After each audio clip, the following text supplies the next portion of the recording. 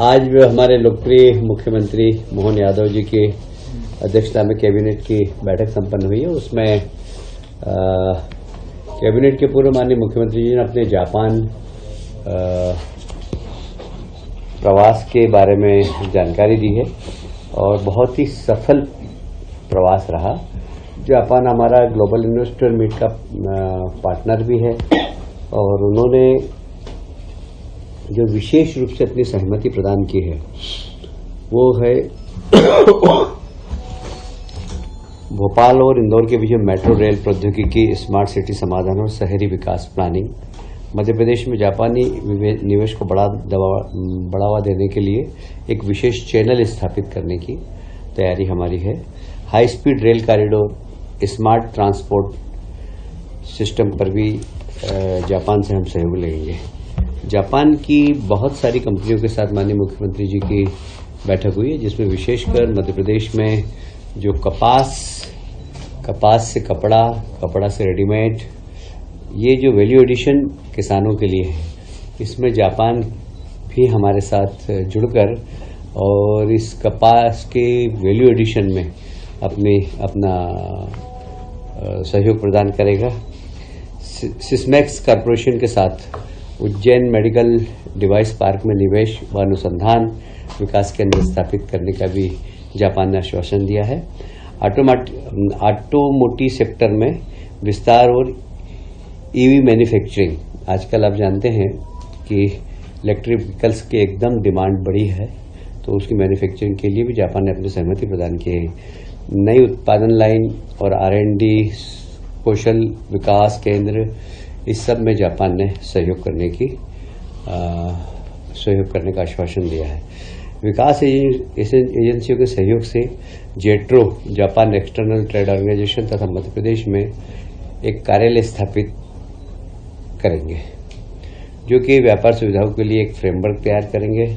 उसी प्रकार जायका, जो कि इस इन्वेस्टमेंट में जापान के साथ मिलकर अन्य राज्यों के साथ एक कॉरिडोर बनाता है, उसमें यह जायका की भी अपनी महत्वपूर्ण भूमिका होगी।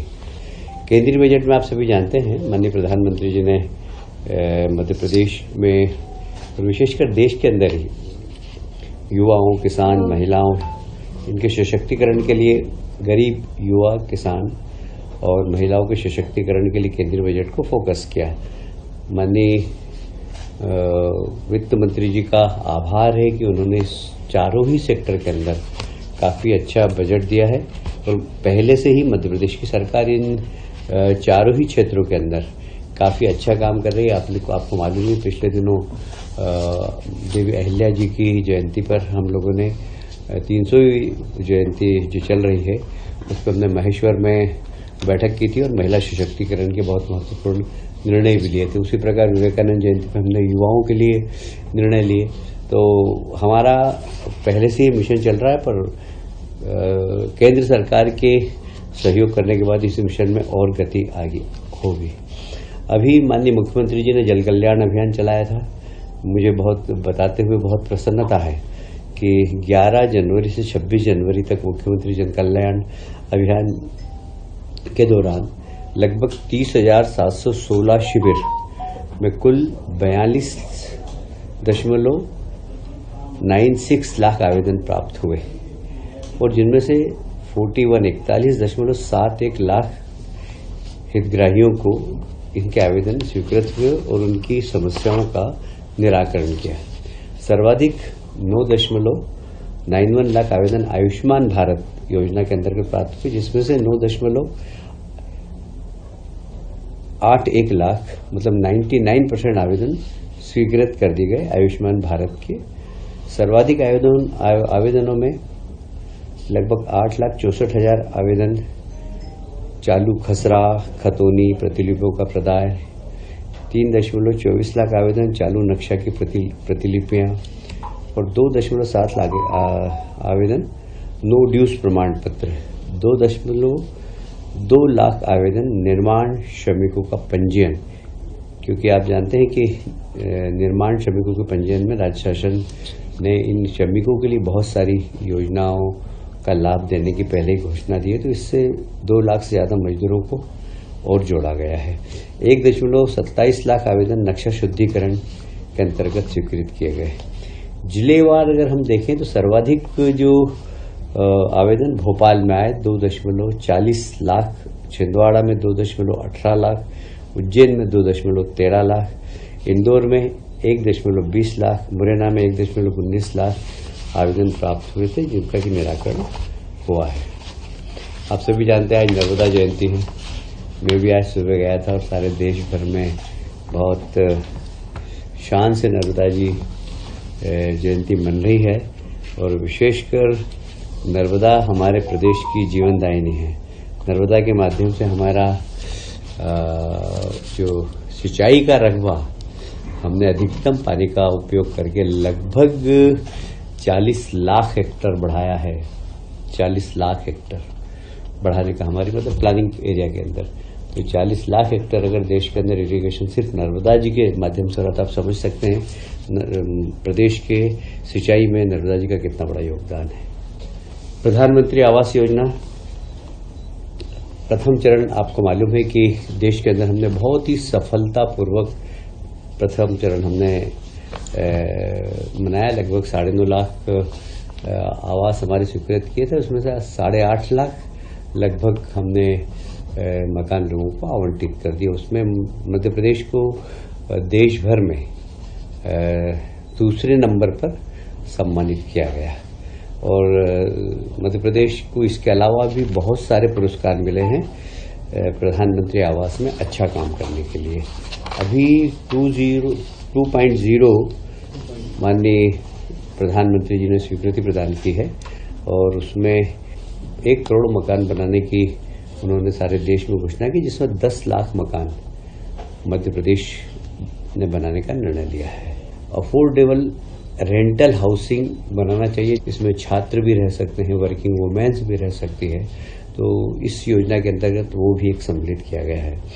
ऐसे ही इंटरेस्ट सब्सिडी जो मिलती है उसमें थोड़े से अपर मिडिल क्लास के लोग भी इसका लाभ ले लेते हैं। तो ये 4 वर्ग के अंदर मकान बनेंगे। इसमें लगभग 10 लाख मकान बनाने का हमने निर्णय लिया है। अब इसमें किन किन लोगों को मकान मिले, इसके लिए भी केंद्र सरकार ने गाइडलाइन दी है। जो सिंगल वुमेन्स होती है वो, दिव्यांग, वरिष्ठ नागरिक, हमारे ट्रांसजेंडर को भी इस बार सम्मिलित किया गया है। अनुसूचित जाति जनजाति को तो पहले से ही सम्मिलित है। हमारे अल्पसंख्यक भाई, समाज के अन्य कमजोर वर्ग के लोग। मुख्यमंत्री जी जापान होकर आए। जापान ने 2 विषय में अपना इंटरेस्ट दिखाया। एक मध्य प्रदेश सेमी कंडक्टर में भी कुछ वहाँ के व्यापारियों ने इन्वेस्टमेंट करने की अपनी रुचि दिखाई थी। तो हमने तत्काल पॉलिसी बना दी और आज ये पॉलिसी कैबिनेट ने पास भी कर दी है। ड्रोन हमारी, आप समझते हैं कि ड्रोन में भी जापान ने अपना इंटरेस्ट दिखाया था। हमने ड्रोन पॉलिसी बनाई है। विशेषकर हमारे यहाँ तो एग्रीकल्चर वाला प्रदेश है और एग्रीकल्चर वाले प्रदेश में यूरिया जब छिड़की जाती है तो कई बार किसान उसमें बहुत प्रभावित होता है। तो ये ड्रोन से किसान का स्वास्थ्य भी ठीक रहेगा और बराबर यूरिया छिड़काव में आएगा। क्योंकि जब मैन्युअल होता है तो कहीं ज़्यादा छिड़क जाता है, कहीं कम छिड़कता है, पर जब ड्रोन के माध्यम से छिड़का जाएगा तो इसकी एक पॉलिसी बनी है। उसमें हम drone school of excellence, drone का इंफ्रास्ट्रक्चर, परिचालन के इसके लिए समर्थन, ड्रोन का एक अच्छा हमारे लिए मध्य प्रदेश में IIT ने पूरा की पूरा एक बैचलर और मास्टर डिग्री देने का काम किया है। वो हमारे लिए काफ़ी सपोर्ट में हमारे काम करेंगे। आप सभी जानते हैं कि हुकमचंद मिल इंदौर का एक बहुत बड़ा इशू था और माननीय मुख्यमंत्री जी ने आते ही मुख्यमंत्री बनने के बाद उसको सॉल्व किया और इससे लगभग मुझे लगता है कि 6,000 परिवार मतलब 20-25 हज़ार लोगों को सीधा लाभ मिला है। पर हाउसिंग बोर्ड ने उसकी जितनी भी देनदारियां थी, लगभग 450 करोड़ की थी, वो देनदारियां दे दी और मजदूरों को पैसा भी दे दिया। अब उस जमीन का हम उपयोग कर रहे हैं। हम उसको अच्छा कंस्ट्रक्शन करने वाले हैं, वर्ल्ड क्लास कंस्ट्रक्शन करने वाले। इंदौर का एक प्राइम प्लेस बने कंस्ट्रक्शन के क्षेत्र में